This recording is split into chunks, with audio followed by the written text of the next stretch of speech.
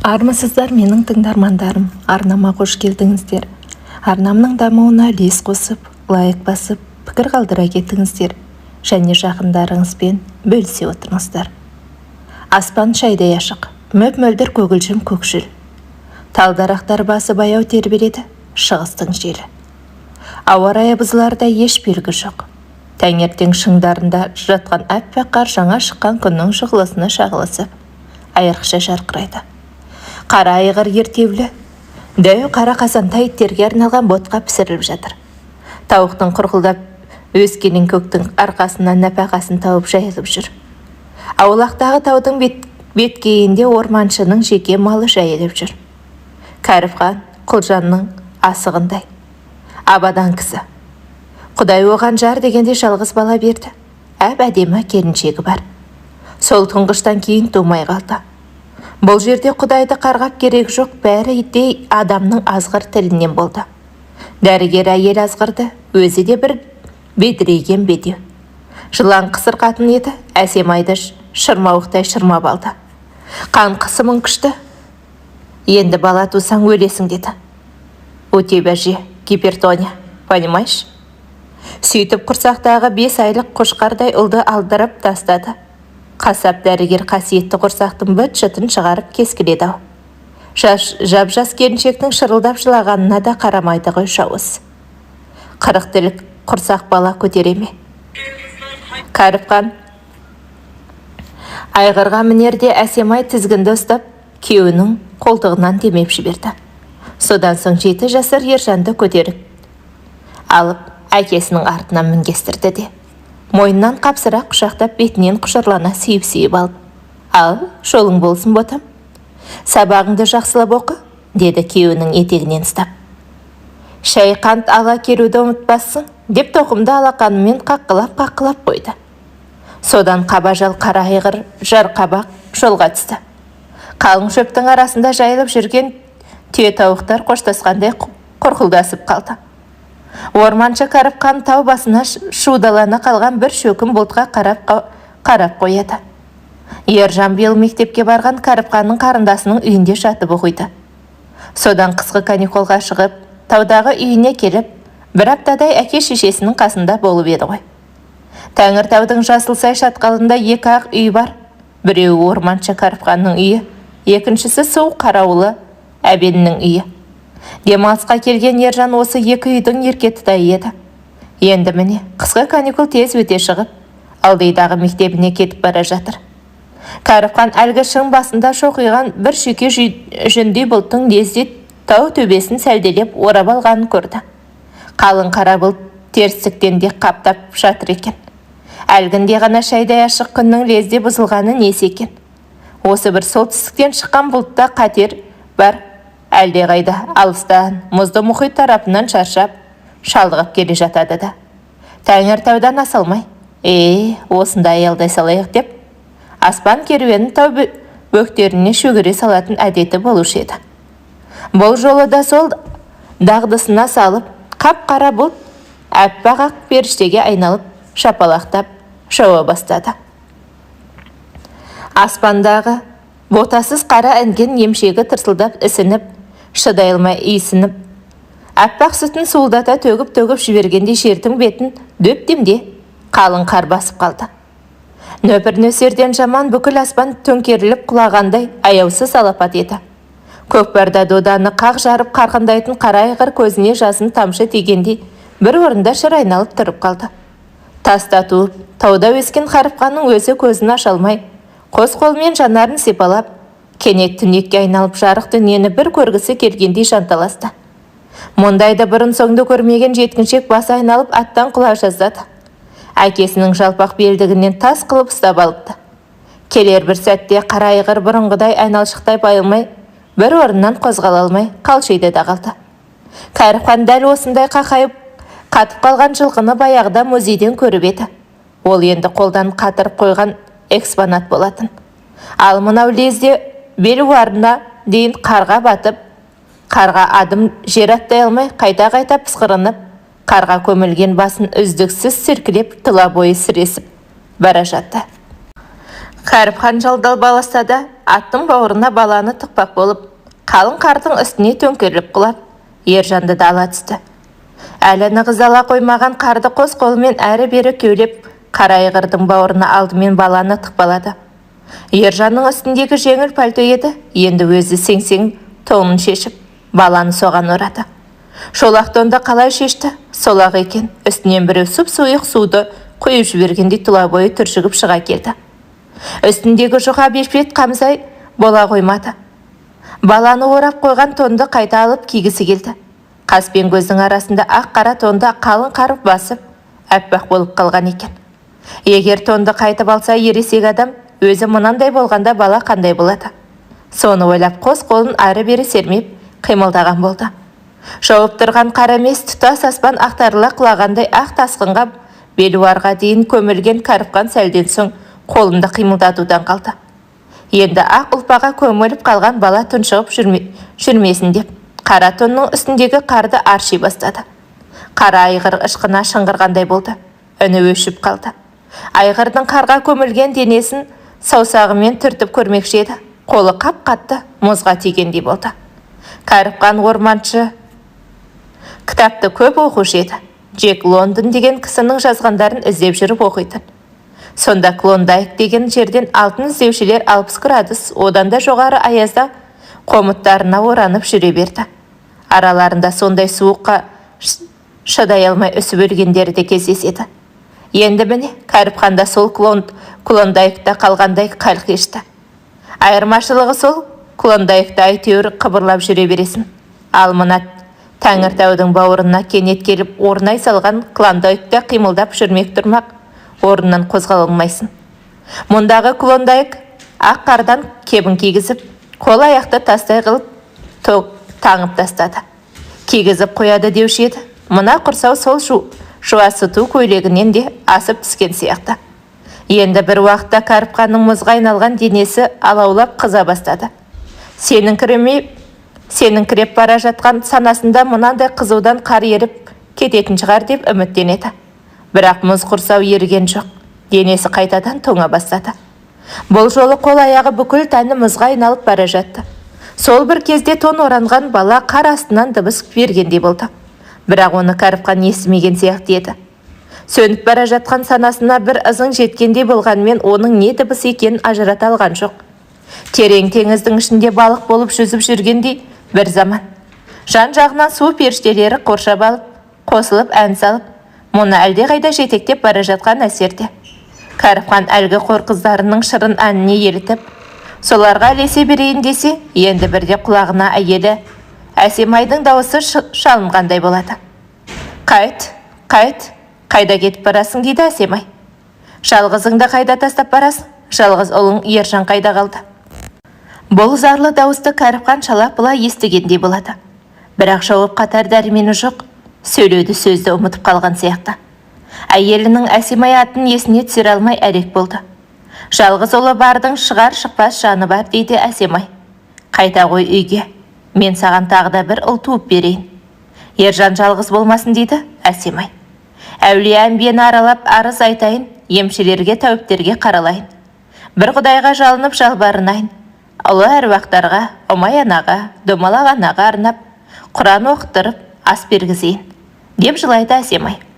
Обалың ана қасыр жыландай, асылдаған бес бедеу бас дәрігер қатынға сол сені сорлатқан дегісі келеді Кәріпханның, бірақ үні шықпайды. Аузына сөз түспейді, сөздерін Кәріпхан ұмытып қалған. Енді бір сәтте үсті басының бәріне інжу маржан тағынған су перілерінің қыздары мұны тағы да қаумалап алып, теңіз түбіне шақырады. Інжу маржанның жарқылына көзі қарыққан Кәріпхан әлі де болса Әсемайды ұмыта алмай. Шіркін, мына інжу маржанның тым болмаса бір уысын Әсемайға алып барып берсем, қандай қуанар еді деп қояды Кәріпхан. Кенет қор қыздары дегеннің бәрі бүргідей майда-майда айдаһарға айналып, балақтан кіріп, басына қарай өрмелей бастады. Сонда Кәріпханның бір сөніп, бір жанған санасына жабылып кетсе құмырсқаларда арыстанның өзін өлтіреді деген бабалар сөзі естілгендей болды. Бір сөніп, бір жанған санасында жалғыз ұлы Ержанды көрді. Не болды екен? деп сипалап білейін деп еді. Қолдары жоқ. Қолдары қимылдамайды. Қолдарынан жан әлдеқашан кеткен екен. Тек бір өшіп, бір жанған санада ғана болар болмас сәуле бар. Ал балақтан кірген бүрге бит сияқты титімдей айдаһарлар басқа шығып, төбені тесіп, мейді сормақшы. Мейді сорып тауысқанда санада бір жолатай сөнбекші. Одан арғысы тек бір құдайға аян. Қара айғыр болса тұла бойы қарға көміліп, тырп ете алмай, тұрған қалпы қарқайып, қатты да қалды. Ал енді тоңға оранған баланың халі нешік, бір Алла біледі. Әке байғыз сол тонды балаға жаппай, өзі киіп отырғанда өлмейтін беді. Кім білген? Бірақ адамнан көрі шыдамырақ жылғы баласын арам қатырған мына тажалдан кім аман қалар дейсің? Тәңіртаудың жасыл сайы ақ қарт топанынан аман қалған жоқ. Әрине, үйде жалғыз қалған Әсемай мынандай сойқан ақ тажалдан зәресі ұшты. Әулие иттер ұлыды, шәй ұлу емес. Адамның сай сүйегін сырқарататын аянышты сілмауыр зар. Алапат апатты алдымен түрлі мақұлықтар. Әсіресе ит пен мысық сезеді деуші еді. Кәріпқан мен ержан қара айғырға мінгесіп, кете салысымен ақ, бөрібасар мен майлаяқ азандата ұлып қоя берген. Әсемай оларға, тәйт, өз басыңа көрінгір, бәле шақырма деп ұрсып тастап еді. Артынша ақ қара аспаннан сауылдатып төгілді де. Әлгі иттер үйшіктеріне кіріп кетіп, үндемей үрмей қалды. Құдай, өзің сақтай көр деп. Әсемайдың жүрегі суылдай бастаған. Әсемай мынандай сұрапылдап, сескеніп, көрші су қарауыл Сүлеймен патшаның үйіне барып отырмақшы еді. Жұрттың бәрі Сәрсенбекті Жасылсай суының қарауылы болғандықтан, су патшасы Сүлеймен атап кеткен. Алдайдағы елдің күн көрісі көбінесе осы Жасылсай суына тәуелді болатын. Таудан тасып ағып жатқан асау өзенге қарауыл не керек? Мән жайды білмеген жұрт осылай ойлап қалуы да мүмкін. Етектегі қалың ел суға зәру, бәрі егіншілікпен айналысуда. Суға бола ағайынды адамдар арасында да араз-құраз, кейде тіпті қырғын төбелесте болып жатады. Әне, сол су қарауылы Сәрсенбектің үйіне бармақшы болып сыртқа шыққан Әсемай лезде өзінен өзі шыр көбірек айналдыда қалды. Аспаннан тонналап жауған топанқар алды артын көрсетпей адастырғанды. Әсемай өзі жаңа ғана жауып шыққан өз есігін үйдің дуалын сипалап жүріп әрең тапты. Ой тоба, мынау сірә ақыр заман шығар деп, Әсемай сыртқы есікті әрең жапты. Әсемай мен ілесе кірген қар табалдырыққа демдеп тастап еді. Үйге кіре салысымен Әсемай байланыс радиосына радиация жармасты.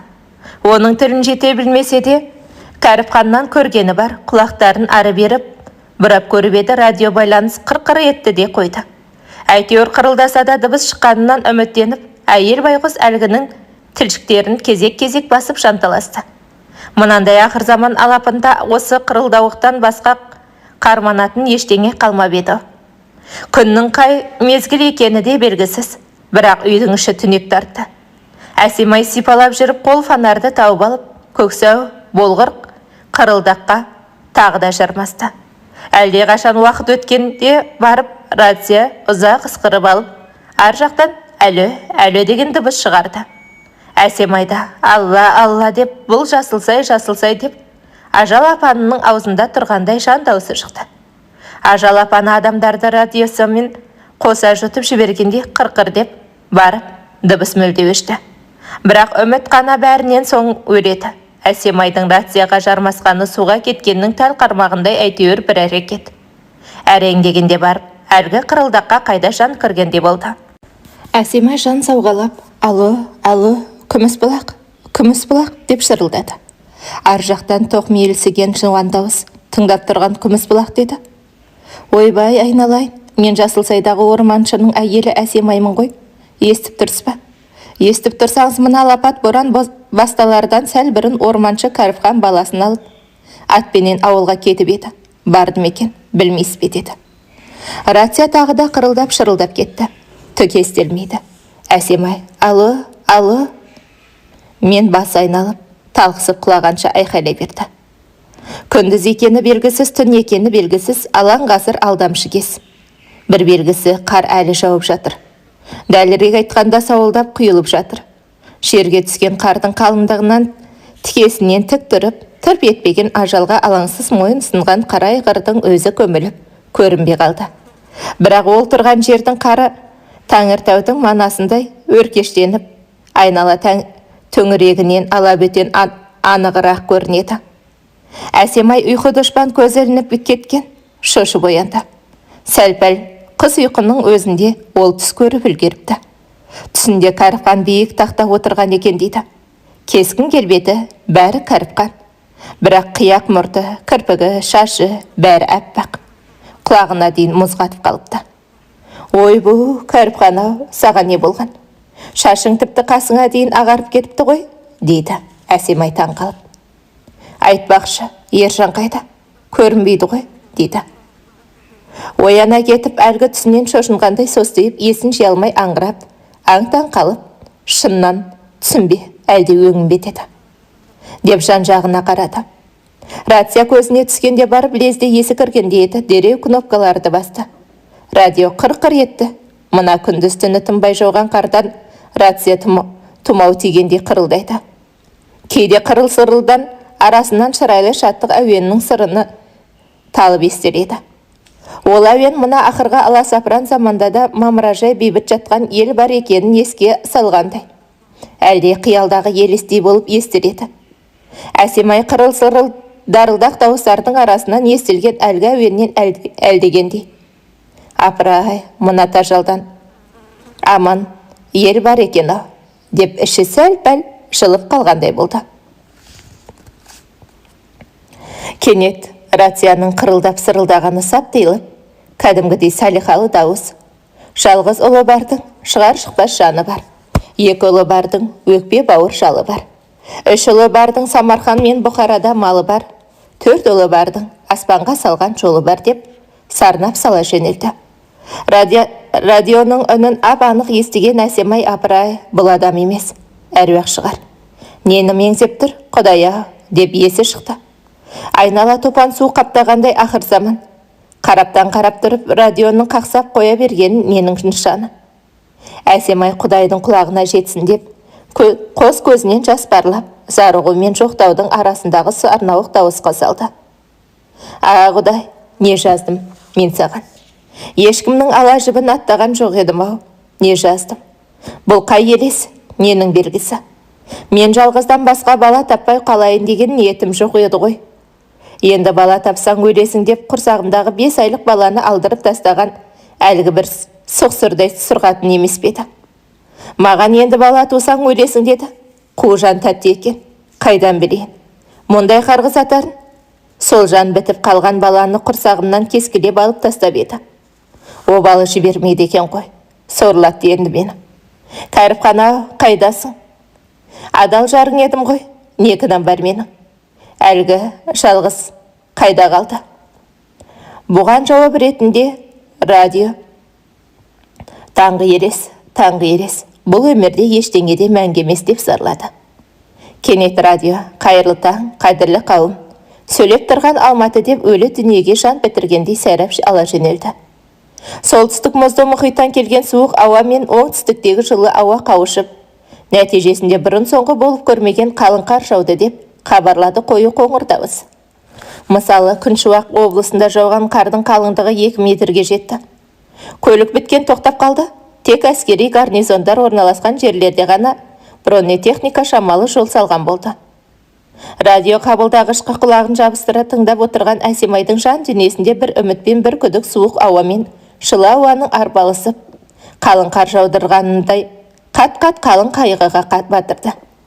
Күні бойы түні бойы қырылдап қалған рацияның құлағын қары бұрап еді. Әлі. Орталық тыңдап тұр деген дауыс ап-анық естілді. Әсемай оқыстан не айтарын білмей, мен ғой, дей берді. Менің кім? Айтсаң аты жөніңді деді көжілдеген дауыс. Мен ойбай Жасылсай қорығындағы орманшы Кәріпқанның жұбайымын. Кәріпқан баласы екеуі кеше орталыққа кеткен деп, сөзін аяқтай алмай жылап жіберді. Сіздер біле ме деп? Барлық жерде байланыс үзілді ғой, шырағым, жылама. Бір хабар боп қалар үмітсіз сайтан деген. Мен рациямен жан жаққа сұрау салайын, ақырын күт айналайын. Үмітсіз сайтан деген жақсы хабар болсын лайым. Уайымдай берме, үмітсіз сайтан, деді. Түгел қар аралас судан ағып жерге түскенде еді. Сөйтсе өз орында екен, жарықтық. Бейкүнә періштенің көзінде жәудіреп, көк көмбек болып тұр. Есесіне жердің беті әппақ. Әппақ әлемге ноқаттайда мен қалмағандай. Жердің өзін тау-тасымен, орман тоғайымен, өзенмен, көлімен, тас тақыр шөлімен қоса ақ қар көміп қалыпты. Сондықтан да Алла тағала жасаған ием, жаратқан құдірет, жер әлеміне енді толғатып жатқандай әсер қалдырады. Сөйтсе, ол алғашқы көрініс екен. Кенет өлі тыныштықты дүрсілгіндіріп, дірілдетіп, гүрілдетіп, аулақтан тікұшақтың сұлбасы көрінді. Тау бөктеріне сұғына кіруден сескеніп, төскейді бойлап ары-бері ойқастай берді. Бұл дыбысты тырп ете алмай қатып қалған қара айғырдың бауырында тоңға оранып жатқан ержан бала анық естіді. Шынтақтармен нығыздалған қарды тіртініктеп, әкесінің қара тонының арқасында үсіктен аман қалған бетін бірдеңе қорып, қарып түскендей болды. Сипалап қара беті өзенгі темір сияқты көрінді. Өзенге екенін саусақтары сезбей, алақаны ғана байқағандай болды. Балаға ақылы ес емес, түйсік басшы болып, шынтақтарымен қарды кеулеп, өзенгеден айырылмай, ер тоқымға жармасты. Тырмысып, жатып, ер тоқымға ілігіп, ілгері қарай тағы да бір-екі ұмтылғанда, басығардан қылтия шыға бергенде аспан әлемі жарқ ете қалды. Тынысы кеңейіп сала берді, енді есі кіріп, санасы суыққандай болғанда әлгі аспаннан тырылдаған дыбыс естігендей еді. Көптен бері тау бөктерінен бір қарайған белгіздеп, аспанды шиырлап жүрген тікұшақ аппақ теңіздің жалғыз ноқат қарайып көрінгенін байқап қалып, сол нүктеге қарай беттеді. Тіршілік деген шіркін жанталас, бала байғұс аспанға қарай қолын ербеңдетті. Оқыстан айқай салып еді, өз даусын өзі естімеді. Ана құрсағынан жаңа шыққан нәрестеде жарық дүниеге айқайлап келеді. Бірақ оны өзі түсініп, сезіп жатпайды ғой. Мұнауда сондай, бірақ тікұшақтағылар тіс қаққан қақсалдар мен емес пе? Баланың төбесінен төніп тұрып, есігінен салбыратып, арқан саты тастады. Қонар еді, қона алмады. Өйткені қалың қарға батып қалады. Арқан сатыға баланың саусағы тигенімен бүгілуге илікпеді. Саусақтардан жан кетіп қалған екен. Тірі жанға өлмеуді өмір өзі үйрететін шығар. Бала енді арқан сатыға екі шынтағымен асылды да, лезде бір шынтағымен шығара салып, тікұшақтағыларға төменде өзі тұрған ер тоқымды нұсқады. Ол енді мына қардың астында әкем қалып бара жатыр, оны да ала кетіңдер деген шарасы еді. Бірақ тікұшақтағылар саңырауыма әлде ымды түсінбей ме? Әйтеуір құлақ тұндырған күріл сарылдың арасынан ұста деген бұйрықтарын ұққандай болды да, екінші шынтағында арқан сатыға артас берді. Тікұшақ ішіндегілер оны қақшып алып, арқан сатыны жинап, есікті тар шауып алып, аспанға көтеріле берді. Арқада Мәди деген ардагер азамат өткен екен. Сарыағаштың курортында сол Мәди туралы Кәріпханға Нұрхан деген қарт кісі әңгіме айтып еді. Нұрхан қарт өзі де сол Мәди туған арқадан келген бұл курортқа. Қасында ұдайы қолынан жетектеп жүретін 4-5 жастағы немересі Дәурен бар. Әңгіме Мәдидің жалғыздық туралы өлеңінен өрбіп кетіп еді. Санаторийдің таңғы шайын ішіп болғаннан кейін Нұрхан қарт Дәуренді жетектеп, Бұйра таудың көлеңкесіндегі скамейкаға барып отырады. Өзімен дастархандас болған Кәріпханды қасына шақырып алады. Көп жасаған, көпті көрген қарттың әр алуан әңгіменің сандығын ашып жіберіп, сампылдап сөйлеп, небір хикаяларға көшеді. Мынау менің үзілмеген үмітім дейді, немересін басынан сипап отырып. Біздің әулеттің жалғыз жалғасы. Ал бұл болмаса біздің күніміз не болады? Не болады? Әулеттің нәзік жібі үзіледі ғой, сондықтан мына менің кәрі жаным осының қас қабағында. Мына мен, дейді Нұрхан қарт. Бір әке, бір шешеден туған алтаудан қалған жалғызбын. Төртеуін 32 жылғы ашарлықта жалмады. Біреуін кермен соғыс өлтірді. Алтаудан қалған жалғыз менен жалғыз ұл 3 қыз өрбіді. Сөйткен жалғыз ұлғыдан міне, мына Дәурен батыр деп алып Нұрхан қарттың жалғыз немересін бауырына басып, қысып-қысып сүйіп алады. Қош деңіз. Сөйтіп немереден бұл жалғыз келіні түскір бұдан кейін бала көтермей қойды. Дәурентайға інішек керек, Дәурентайға қарындас керек деп аңылдап, осы Дәуренді алдыма алып отырып, өлең айтқан боламын. Есі болса келінім емеурінінен түсінер деген талбасам ғой. Кеңсе қызметкері, кесірлі. Ой арманыңды емеуріннің түсінетін келін қайда? Баланы өзім бағып қағамын. Құйрығына дейін өзім сүртіп, өзім шомылдырамын. Келінім ата деген болады. Жолама деймін, өзім ақ деймін. Сөйтіп жүргенде осы балам қатты ауырсын. Құдай, мұны да көрдің бе деп зарладым. Апармаған көрсетпеген дәрігер, бақсы балгер қалмады. Сөйтіп жүргенде алыс ағайын Сәрсеке дегеннің Мешел шешесі қамқа жарықтық. Қайным-ау, неғып жүдеп кеткенсің? Жалғыз немереңнің уайымы ғой. Алла жар болсын. Қасқырдың сүйегін қайнатып, соның суына шомылдыр. Құдай сәтін салса, бала жүгіріп, ойнап кетеді деді жарықтық. Қыстың күні ғой, қасқырды қайтан таптым. Сонау Сілештінің бойында Моңғолдан көшіп келген аңшы бар деп естігем. Соған барайын. Осылай қасқыр соғып алған екенсің. Туысқан соның сүйегіне бер, сүйегін бер деді. Ойбу, ол қашан қардың астында қалды ғой дейді әлгі. Терсін сыпырып, өзін тастап кетіп ем. Көрсет, маған қасқыр сойған жеріңді. Өзім аршып аламын, деймін баяғы. Ойбу, тағасай, ойлы қырлы тау ғой. Оның үстіне жерді қар басып қалды. Дәл қай жер екенін қайдан білейін, деп қипақтайды әлгі неме. Түсінесің бе өзің? Жалғыз бала ғой, жалғыз. Ол үшін мен ереймен тауын түгіл, қопар десең де қопарамын. Өзіңде неше бала бар? Отағасы. Бұйырғаны бар ғой, менікі емес, Құдайдікі. 8 бала бар. Алды 25-те, кенжесі 5-те. Әп бәрекелді. Азаматым. Дедім әрі таңғалып, әрі сүйсініп. Бірақ ішімнен бәлем, қатының біздің келінде ешкі тұяқ безер болса, көрер едім әуселеңді деп қоямын. Сонымен не керек, әлгі Моңғолдан келген бауырым, Құдай тілеуіңді бергір, шанаға ат жегіп, оған кетпен, күрек дейіп, мені шоқитып қасына отырғызып алып, ереймен тау қайдасың деп, қалың қармен сырғанап ала жөнелдік. Жерді қар басып қалды, қасқырдың сүйегі қайда, қалғанын білмеймін ғой, дегені бекер екен. Дәл үстінен таудың жадағай шатқалынан тез тапты. Қарды күреп-күреп, киіз үйдің орнындай аршыған соң, әппақ қаңқа көрінді. Қызғын құсар сүйекті тазалап тастаған екен. Қуанып кеттім. Қайтар жолда Сұлтанханның тазысы түлкі ұстап алсын, Сұлтеке. Мынау немереңе тымақ болсын деп, қырмызыдай қызыл түлкіні менің алдыма тастай салды. Деп тоқтады Нұрхан қарт. Шалым, сәл-пәл бәсіңкіреп кеткен жоқ па? Деймін ғой баяғы. Сонымен не керек? Әлгі көк бөрінің сүйегінің сорпасына шомылдырғаным сол екен. Сізге өтірік, маған шын. Балам сен көр, мен көр. Құлан таза сауығып, ойнақтап шыға келді. Деп әңгімесін аяқтап Нұрхан қарт немересін бауырына басып, төбе шашынан құшырлана искеп алды. Нұрхан қарттың осы әңгімесі 2,5 метр қар астынан айдаһардай ажалмен арпалысып шанталасып жатқанда есіне түскеніне таң қалды. Менің жалғызым не болды екен? Деген сұрақ көкейінде кетті. Санасы әбден сөніп бара жатқанда да осы сұрақ көмескіленіп көкейінен шықпады.